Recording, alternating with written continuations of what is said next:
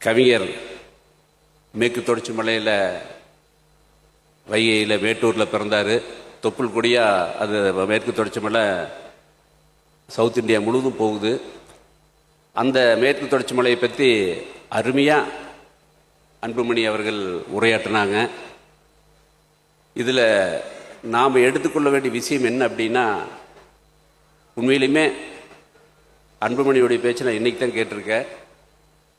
ரொம்ப டெப்த்தாக நம்முடைய இந்த இயற்கை சூழல் நம்ம இந்தியாவில் இல்லாத வளமே கிடையாது. ஆனால் அந்த வளமெல்லாம் அழிச்சிட்டு வருது. எனக்கு வாய்ப்பு இருந்தால் அதை நிறைவேற்றுவேன்னு சொன்னார்.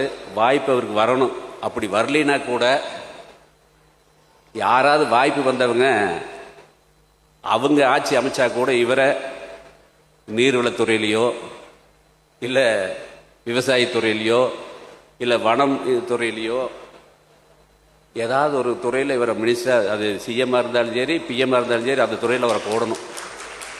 ஏன்னா அதில் ஆர்வம் இருக்கிற அதில் துறை வந்தால் தான் எனக்கு காமராஜர் காலத்தில் ஆப்போசிட் இருந்தால் கூட நல்ல தகுதி இருந்தால் நம்ம அமைச்சராக மாற்றினார். அந்த மாதிரி அரசியல் நாகரிகம் இவரெல்லாம் அந்த மாதிரி நல்ல துறைக்கு போட்டோம்னா இந்தியாவுடைய இயற்கை வளம் பெருகும். அவருக்கு வாழ்த்துக்கள்.